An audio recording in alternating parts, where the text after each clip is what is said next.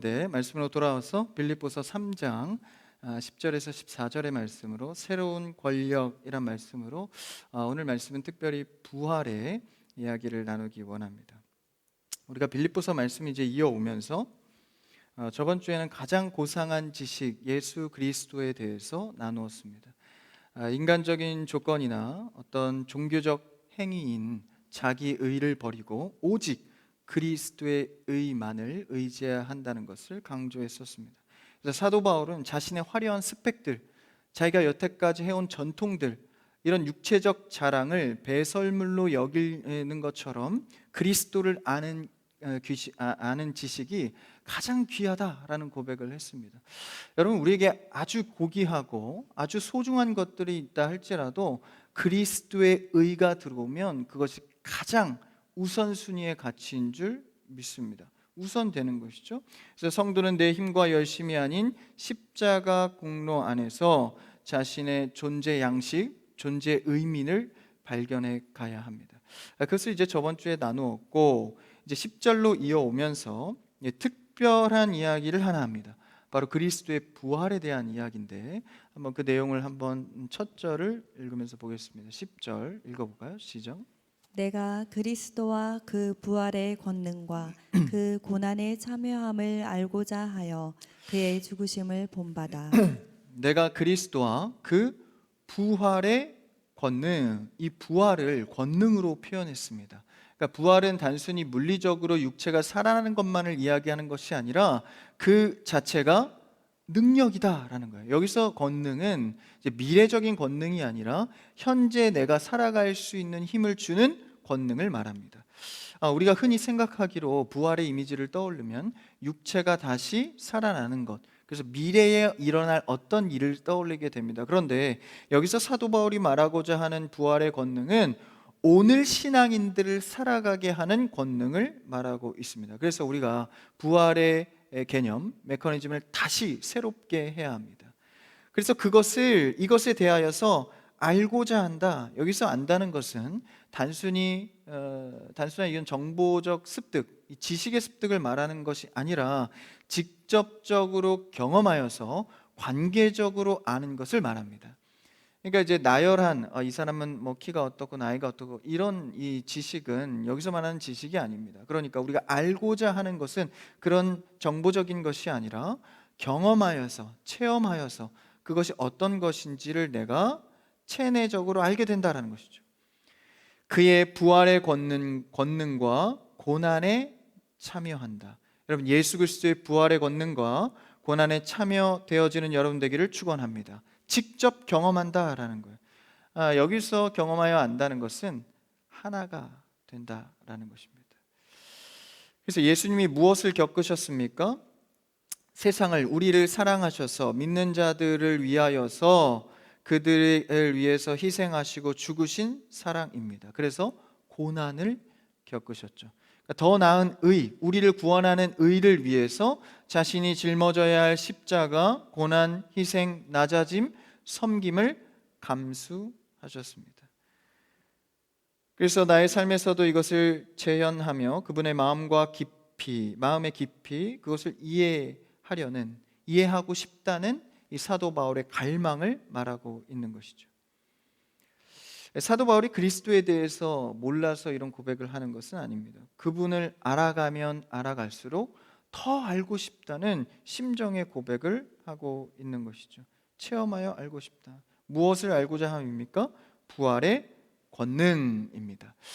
여기서 나타내는 권능의 단어는 당시 시대 배경상 굉장히 뜻밖의 권능입니다. 부활의 권능? 당시의 사람들도 잘 이해하지 못하는 권능인 겁니다. 왜 그러냐면 당시 시대 문화를 좀 살펴보면 당시의 힘으로 여길 수 있는 것은 크게 세 가지였습니다.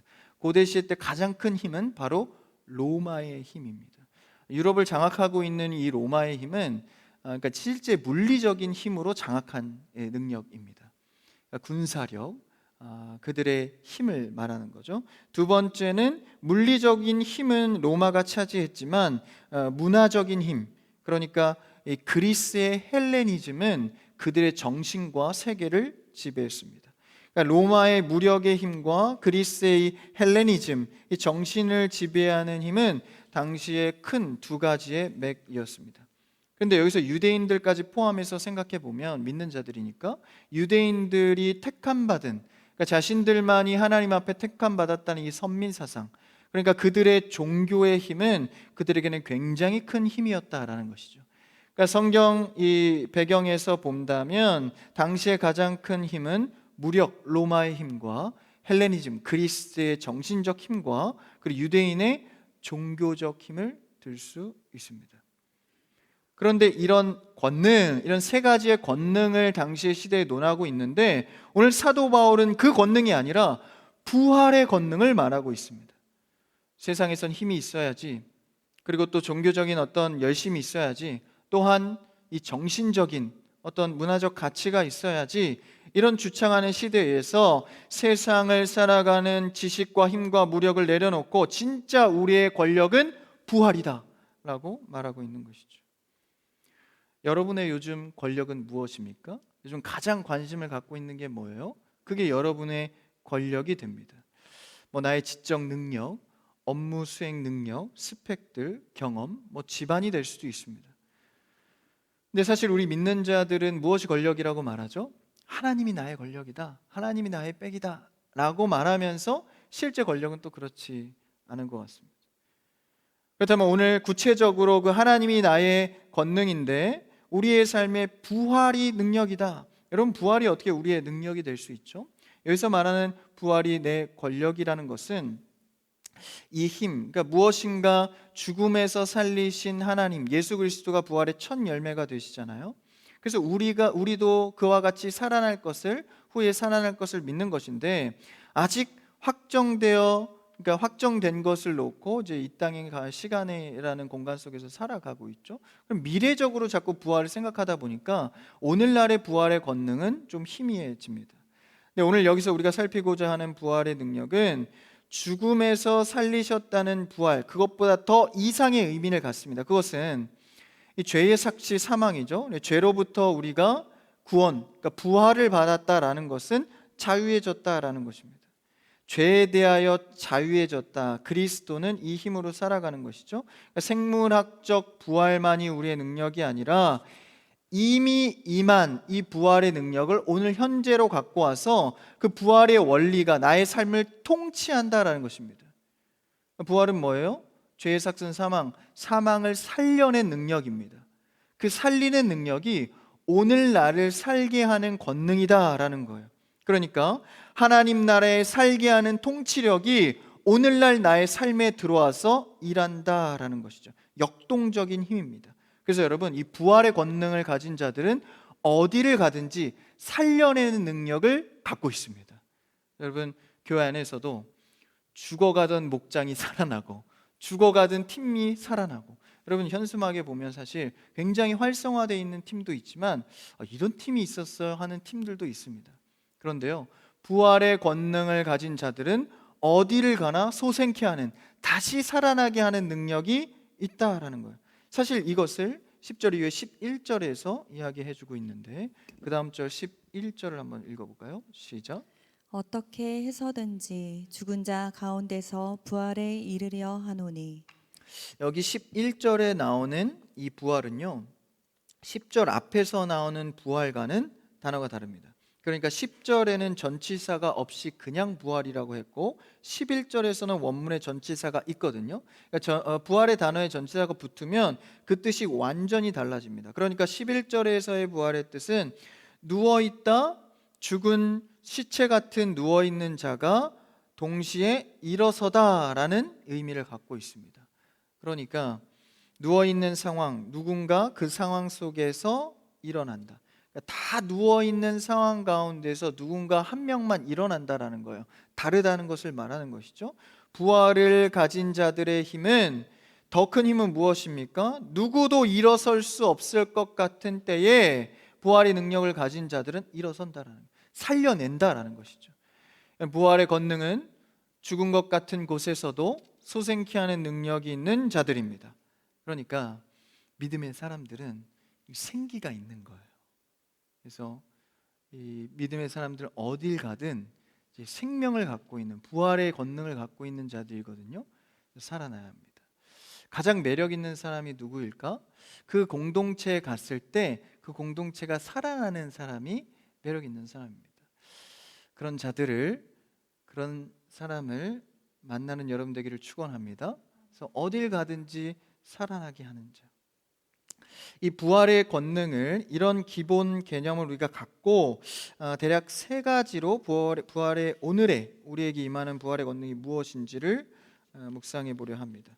첫 번째 우리에게 주는 부활의 권능은 끝이라고 시작되는 곳에서 다시 시작하는 능력입니다. 세상 사람들에게 실패나 죽음, 그러니까 우리가 생을 마감하는 것도 이제 영원한 끝을 의미합니다. 그런데 부활의 권능은 믿는 자들에게는 끝이 곧 하나님의 시작이 됩니다. 내가 안 될 것 같다고 생각하고 엎드리고 넘어지고 무릎 꿇고 있을 때 하나님께서는 그때 일을 시작하는 것이죠. 사실 우리의 기도가 가장 강할 때가 언제입니까? 야, 내 힘으로는 정말 안 되겠다. 사실 조금 될 것 같은 때는 기도가 약합니다. 정말 이거 안 되겠다. 하나님밖에 없다. 이럴 때 가장 기도가 강하지 않습니까? 그래서 우리가 끝이라고 시작되는 지점에서 다시 하나님이 살게 하는 것, 이것이 부활의 권능이다라는 것이죠. 그래서 믿는 자들은 자꾸 입버릇처럼 우리가 입에 많이 달고 사는 게 망했다. 저도 간혹가다 얘기 많이 쓰는데 큰일 났다, 망했다. 여러분, 우리 안에 그게 없는 거예요. 끝이라고 시작되는 곳에 하나님의 시작이 있습니다. 이게 부활의 권능인 거예요. 경제적 위기, 관계의 파탄, 건강의 상실, 절망에 침몰하는 배 같은 상황 가운데에서도 하나님은 다시 일어나게 하는 시작을 하십니다. 이게 부활의 권능이다라는 거예요. 두 번째 부활의 권능의 의미는 무엇입니까? 자기 의가 죽고 예수의 생명이 나타나는 삶입니다. 그러니까 부활의 권능은 내 실력을 자꾸 증명하는 힘이 아니라 내가 죽은 곳에 예수 그리스도가 계시다라는 것을 인식하는 힘입니다. 그분은 생명입니다. 그분을 통하여서 내 고집, 내 자랑, 내 상처를 십자가에 못 박는 것이죠. 그래서 그분의 생명력이 살아날 수 있도록. 사실 여러분, 우리는요, 개선하는 존재가 아닙니다. 다시 태어나는 존재인 것이죠. 그리스도의 생명이 내 안에 들어오면 개선되는 게 아니라 다시 태어나는 역사가 있을 줄 믿습니다. 그게 부활의 권능입니다. 그러니까 예수 그리스도의 생명이 내 안에 들어오면 성격이 상관없는 거예요. 뭐 어떤 성격이 예수를 잘 믿을, 그런 건 없습니다. 그리스도가 내 안에 들어오면 다시 태어나게 되는 것이죠. 그것이 부활의 권능입니다. 세 번째 부활의 권능의 오늘날 의미는 두려움이 없는 담대한 증언자의 삶입니다. 여러분, 부활의 권능을 가진 자들은요, 이미 부활을 얻은 자들입니다. 그러니까 시간의 이 물리적인 시간만 있을 뿐 사실 부활은 이미 얻은 겁니다. 그러니까 우리 안에 담대함이 있는 것이죠. 여러분, 동계 올림픽을 했어요. 올림픽 한 줄도 몰랐죠. 이제 JTBC에서만 독점 중계를 해가지고 사람들이 잘 모르더라고요. 올림픽을 하고 있는데 올림픽은 실시간으로 봐야 제맛입니다. 왜냐하면 결과를 모르니까. 근데 여러분, 결과가 끝난 스포츠 경기를 보신 적 있나요? 이 결과가 끝난 스포츠 경기를 보면 불안이 없어요. 어차피 금메달이니까 그냥 즐기는 거예요. 참 잘했다. 마찬가지입니다. 우리 신앙도 부활을 이미 얻은 확신 가운데 살아가면 이 땅 가운데 삶에 불안이 없는 거예요. 난 담대하다. 주님 내게 부활의 권능을 주셨으니. 그러한 담대한 마음으로 부활의 권능으로 살아가는 여러분 되기를 축원합니다. 그게 우리에게 주시는 부활의 권력이다라는 거예요. 이걸 가지면 당시에 갖고 있던 로마의 물리적 힘이나 정신을 지배하던 헬레니즘보다도 더 큰 권력이다라는 거예요. 그래서 세상을 감당할 세대가 되는 겁니다. 그러니까 여러분, 우리에게 부활절만 은혜 받는 이 권력이 아니라 부활의 권력은 우리가 날마다 지녀야 할 권능이다라는 것이죠. 이런 시제적인 이 관념을 지금 12절에서 얘기해 주고 있습니다. 그 다음 절 한번 읽어볼까요? 12절 시작. 내가 이미 얻었다 함도 아니오 온전히 이루었다 함도 아니라 오직 내가 그리스도 예수께 잡힌 바 된 그것을 잡으려고 달려가노라. 그러니까 우리는 시제적으로는 이미와 아직 사이에서 살아간다라는 거예요. 이게 신학적인 개념인데, 이미는 뭐예요? 하나님께 선택받은 백성으로서 예정론, 하나님이 믿음의 사람들이 이미 택정했다라는 거예요. 그러니까 이미 우리는 부활의 권력은 가진 자죠. 그런데 아직은 뭡니까? 시간이란, 물리적인 시간이라는 개념 속에 우리가 살아내야 하는 시간이 필요합니다. 그러니까 이미와 아직 속에서 우리는 살아가고 있는 거예요. 그러니까 그 속에서 우리가 할 일은 무엇입니까? 12절에 보니까 예수께 잡힌 바 되어, 그리스도 안에 내 안에 그리스도의 생명으로 잡혀서 내 성격으로 가는 게 아니라 그리스도의 생명으로 붙잡혀 간다라는 거예요. 그러니까 이미의 이 시제 속에서도 주의 은혜인데, 아직의 시제 속에서도 내가 노력하는 게 아니라 그리스도께 붙잡혀가는 삶이다라는 거예요. 그래서 여러분, 핸들링을 내가 하는 게 아니라 주께 맡겨보면 사실 마음에 평강이 옵니다. 주님이 하시리라, 주님이 하시리라. 담대한 마음으로 나아가는 것이죠. 그래서 사도 바울도 이걸 경험한 거예요. 다메섹 도상에서 예수님을 사도 바울이 찾아간 게 아닙니다. 오히려 교회를 박해하고 예수 믿는 자들을 죽이러 갈 때 예수님이 찾아와서 그를 잡아챈 것이죠. 내일 경찰과 도둑을 해야 되는데 잡아채는 은혜, 경찰이 이겨야 돼. 그래서 잡아채는 은혜로, 그렇죠? 예수님께 그렇게 잡힌 바 되었다는 거. 바울은 예수를 박해하던 자예요. 그러니까 그가 그 안에 예수의 생명이 들어오니까 완전히 다른 삶을 살아가게 되는 것이죠. 주님께 잡힌 바 된 바울은 이제 주님이 자신을 붙드신 그 목적, 사명, 그것을 위해 달려간다라고 12절에 말하고 있는 것이죠. 그 다음 절 13절도 읽어볼까요? 13절 시작. 형제들아, 나는 아직 내가 잡은 줄로 여기지 아니하고 오직 한 일, 즉 뒤에 있는 것은 잊어버리고 앞에 있는 것을 잡으려고. 오직 한 일은 과거에 내가 한 일이 아니라, 이게 단어적으로 해석을 하면 오직 한 가지 일을 말합니다. 그러니까 뒤에 있는 나의 업적, 내 스펙, 내 대단한 지식들, 나의 과거들, 심지어는 나의 잘못과 수치들, 조롱받고 나의 과거에 옥죄였던 사건들, 이런 것들을 뒤로 하고 예수께 붙잡히니까 하나의 일을 하게 된다라는 거예요. 하나의 일. 여러분, 뒤의 것을 내 공로도, 내 실수도, 스펙도 잊어버리고 이 하나의 표대를 향해서 달려간다라는 거예요. 이혁 형제가 차인도 마이크를 놓치더라고. 근데 전 놀랐어요. 이혁 형제가 운동력이 없는 형제거든요. 타닥탁착. 이 경건훈련 은혜를 받으면 운동력도 생겨요. 제가 놀랐습니다. 탁 잡더라고. 과거의 실수는 잊어버리고 제가 다시 꺼냈네요. 그 한 일 잊어버리고 하나의 일을 향해 달려간다. 그 하나의 일이 무엇입니까? 디모데후서 4장 7절은 이렇게 고백하고 있습니다. 한번 디모데후서 말씀을 읽어볼까요? 같이요. 시작. 나는 선한 싸움을 싸우고 나의 달려갈 길을 마치고 믿음을 지켰으니. 뭡니까? 믿음을 지키는 일이다라는 거예요. 사도 바울이 말하고자 하는 이 한 가지 일은요, 믿음을 지키는 일입니다. 복음을 지키는 일이죠. 다시 말하면 하나님이 주신 이 믿음과 복음을 지켜내는 것은 내가 복음이 훼손되는 엉뚱한 짓을 안 하겠다라는 것입니다. 여러분, 우리 신앙생활 하면서 얼마나 엉뚱한 일을 많이 합니까? 내 신앙이 자라가고 뒤돌아보면 내 과거를 보면 참 이거 터무니없는 일을 했구나, 이런 때가 얼마나 많은지 몰라요. 그러니까 복음에 훼손되는 일을 하지 않겠다. 내가 그 일을 위해서, 믿음을 지키는 일을 위해서 달려가노라. 그 일을 위해 애쓰노라. 사실 여러분, 믿음, 복음을 지키는 일을 열심을 내면요, 다른 모든 일들은 하나님께서 평강하게 하십니다. 복음을 지키며 사십시오. 여러분 주신 믿음을 지키는 일을 하십시오. 하나님이 책임지십니다. 우리는 얼마나 많은 하늘의 가치를 훼손하며 믿음을 지키지 못하는 순간들이 많은지 모릅니다. 여러분, 믿음을 잘 지키셔야 돼요. 그래서 우리 교회는 말씀 중심, 예배 중심이에요. 그래서 예배 잘 지키셔야 돼요.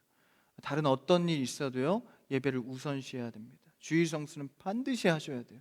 그래서 여러분들이 믿음을 지키는 일에 가장 이 외적으로 나오는 행위는요, 예배입니다.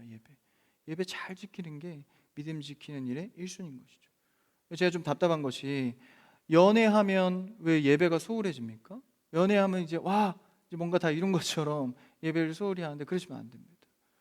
만약 연애가 예배를 소홀히 하게 하는 거라면 연애하지 마세요. 연애 안 하고도 결혼하시는 분들이 있더라고. 누군지는 밝히지 않겠습니다. 그래서 예배 소홀히 할 거면요, 연애하지 말고 그냥 결혼하세요. 그거 나쁘지 않아요. 우리가 예배를 드리는 게 뭡니까? 믿음을 지키는 일입니다. 그 한 가지 일을 위하여서 달려간다. 그래서 우리가 이 믿음 지키는, 복음을 사랑하는 일, 이것을 삶의 목표를 갖고 살아가야 돼요. 그럼 그거 안 지키는데 하나님이 어떻게 우리의 삶을 책임지시겠습니까? 그러면서 이렇게 결론하고 있어요. 14절을 한번 읽어볼까요? 그 다음 절 14절 본문으로 돌아와서 시작. 표대를 향하여 그리스도 예수 안에서 하나님이 위에서 부르신 부름의 상을 위하여 달려가노라. 아멘. 하나님이 위에서 부르신 부름의 상을 위하여 달려간다. 아주 멋진 고백인데, 오늘 봉헌 찬양에도 있는 고백이에요. 저번 주와 똑같은 찬양을 일부러 가져왔는데, 여기서 이제 달려간다라는 표현은 전력을 다해서 질주한다라는 의미를 갖고 있습니다. 그러니까 단거리 선수와 이제 같은 의미예요. 여러분, 단거리 달리기 해보셨습니까? 단거리 달리기는 숨을 많이 쉬지 않아요. 왜냐하면 전력 질주, 최대한의 힘을 끌어내기 위해서. 그래서 여기서 말하는 달려간다는 것은 전력 질주, 그러니까 내가 에너지를 남기지 않고 쓴다라는 의미입니다. 그러니까 신앙생활 하다 보면 조절을 좀 해야지 뭐 이럴 때도 있긴 해요. 근데 이런 것들을 너무 계산하지 않는다라는 거예요. 크리스찬의 청년들이요, 할 수 있을 때까지 힘을 아끼지 마시고 헌신할 수 있을 때, 건강할 때 주 앞에 달려가는 여러분 되기를 축원합니다. 이것이 사도 바울이 말하고자 하는 신앙의 태도입니다. 나 쓸 거 다 쓰고, 시간 들일 거 나를 위해서 다 쓰고, 하고 싶은 거 다 한 뒤에 조금 남으면 부스러기 같은 거 드리는 게 아닙니다. 하나님 앞에 드릴 때는 전심과 전력을 다해서 드리는 거예요. 부족해서 못하는 건 괜찮아요.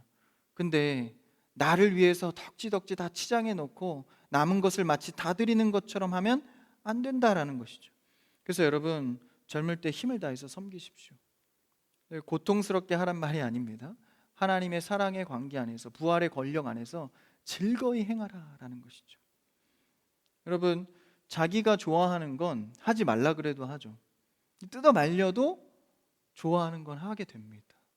그래서 여러 가지 우리 젊은 때 좋아하는 것도 있잖아요. 내가 좋아하는 뭐 운동이나 뭐 먹고 싶은 거, 이거 하지 말라 그래도 다 하거든요. 그 운동에 거의 이제 중독이 되면 스키 같은 거 이렇게 타고 묶어놔도 갈 기세요. 젊을 때 가능한 거예요. 할 수 있는 겁니다. 많이 하십시오. 그런 삶의 패기 좋습니다. 그런데 신앙도 그렇게 해야 됩니다. 표대를 향하여서, 표대는 이제 정해놨다라는 거예요. 그 표대를 바라보면서 전력으로 가는 것이죠. 그래서 사실 그런 인생들이 우리의 삶에 사실 믿는 자들 안에 많이 있습니다. 나를 헌신하고 내 시간을 떼어서 주께 예배하고 하나님의 상급이 클 줄 믿습니다. 하나님이 보고 계세요. 그럼에도 우리는 오늘 하루 또 달려가야 할, 믿음을 지켜야 할 일들이 있습니다. 여러분, 젊을 때 힘을 다해서 드리십시오. 그 습관이 여러분의 힘이 됩니다. 부활의 권능으로 할 수 있는 겁니다. 안 쓰면 많이 축적될 것 같지만 사실 그렇지 않습니다. 내가 조절해서 좀 아껴놓으면 나중에 더 크게 쓸 수 있겠지. 그렇지 않습니다. 너무 안 쓰면요, 배수로가 막혀요. 그러니까 이제 이 퇴적물들이 계속 흘러가게끔 물은 어느 정도 계속 흘러야 되는 거거든요. 안 그러면 막힙니다. 이 물이 이 파이프 안에서 얼 때도 그래요. 겨울 되면 물을 조금씩 틀어놓잖아요. 그래서 살짝이라도 흐르면 막히지 않습니다. 근데 아낀다고 모아놨다가 막히는 일이 생긴다라는 거예요. 오늘 하루 나에게 주신 믿음을 지키는 일을 오늘 전심을 다해서 하십시오. 세상의 지식과 로마의 힘, 돈, 권력 등 여러분, 우리는 무엇이 나의 권력입니까? 우리는 부활의 권능이 나의 능력 되어서 오늘을 능히 감당해내는 여러분 되기를 바랍니다.